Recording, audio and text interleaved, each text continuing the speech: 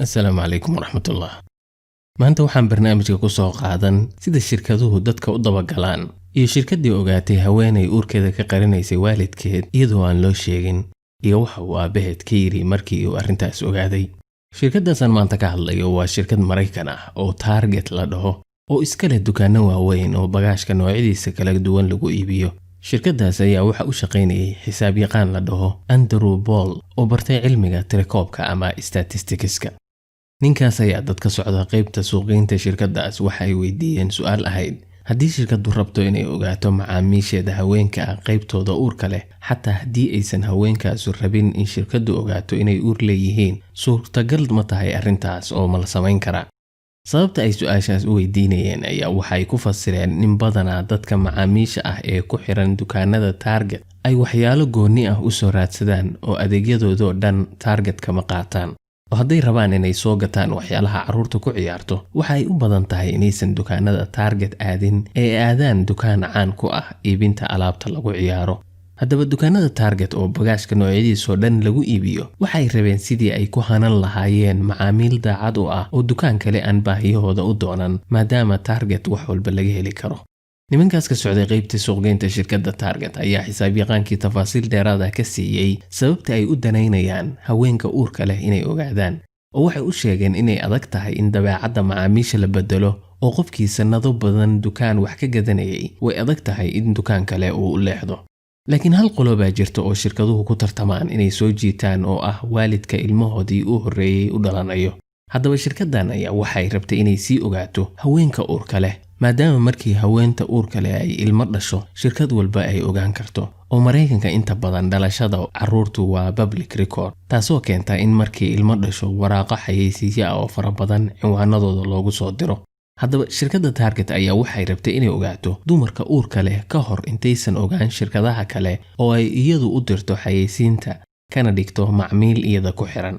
waxa arrintan u sahlaya ayaa ah in Target sida shirkadaha kale ay macluumaad ka aruuriso macaamiisheeda iyadoo qof walba la xiriirinaysa waxa uu ka iibsaday dukaanka cidda uu yahay waxa uu ka shaqeeyo qiyaas ahaan mushaharka uu qaato ama ay qaadato inuu guursaday ama carruur dhalay maadaama ay fududahay in qofka wax ka iibsaday ay daba galaan oo macluumaadkiisa kombiyuutar geliyaan sababtoo ah qofku markuu credit card isticmaalo ciduu yahay ayaa soo baxaysa.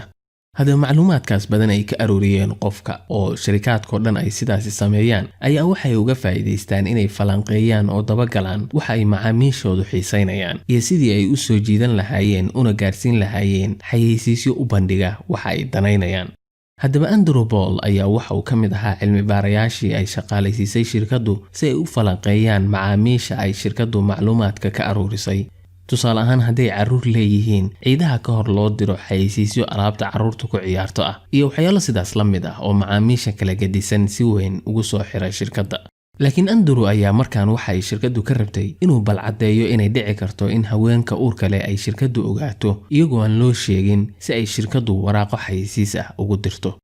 Andrew ayaa marka waxa uu baaray feelashii ay ka hayeen haweenka uurka leh ee shirkadda u sheegay uurkooda. markaas ayaa waxa uu daatadii ka soo helay in dumarku markay uurka yeeshaan ay caadadooda wax iibsiga ay isbedesho. tusaale ahaan waxa ay gataan saabuun aan caraf lahayn waxa ay kaloo gataan supplements ay ka mid yihiin calcium iyo magnesium. marka haddii macaamiisha kalena ay saasoo kala sameeyaan waxay u badan tahay in haweeneydaasi uur leedahay.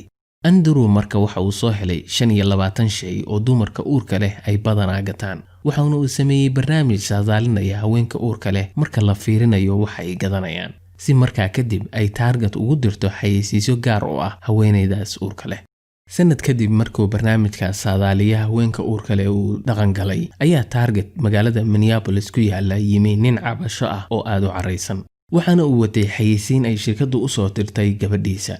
waxa uu sheegay in xayeysiintaas boostada loogu soo diray gabadhiisa oo waxa lagu xayeysiinayaa alaab ay ilmaha dhasha u baahan yihiin sida dharka carruurta iyo sariiraha carruurta iyo alaabo kale oo carruurta loogu talagalay. ninka ayaa marka waxa uu yiri gabadhaydu secondary ayay dhigataa maxaad ugu soo diraysaan xayeysiista noocan ah ma waxaad rabtaan inaad ku qancisaan inay uur qaado.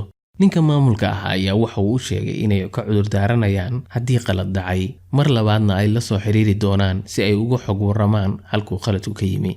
dhowr maalmood kadib ayaa ninkii shirkaddu la xiriirtay waxayna u sheegeen inuu khalad dhacay oo ay ka cudur daaranayaan laakiin ninkii ayaa jawaab kale la yimi oo waxa uu ku yiri gabadhayda ayaan wada hadalnay waxaana ii soo baxday waxyaalo aanan ogeyn oo waxay ii sheegtay inay uur leedahay marka aniga ayaa mudan inaan idinka cudur daarto. haddaba ninkaas gabadhiisa ayaa waxay ka mid ahayd dumarkii uurka lahaa ee shirkadu markii ay qiimaysay waxa ay iibsanayeen u garatay inay uur leeyihiin sidii ay u saadaaliyeenna ayay noqotay. si uusan mar dambe marka buuq uga imaan ayaa waxay xayeysiisyada ku darayeen waxaan xiriir la lahayn dumarka uurka leh si aysan dumarku uga shakin oo aysan isu dhihin shirkadan inaan uur leenahay umaanan sheegine sidee bay ku ogaatay. haddaba shirkadan kaliya maaha ee shirkadaha ganacsiga caalamka oo dhan waxay dabagal ku sameeyaan macaamiishooda waxayna falanqeeyaan caadada gadashadooda. waxaana intaas sii dheer iyaguna shirkadaha internetka oo website walba oo aad gasho la socda iyagoo raba inay xayeysiisyo adiga kugu jeeda kuu soo bandhigaan balse sheekadoodu waqti kale ayay noo ahaan.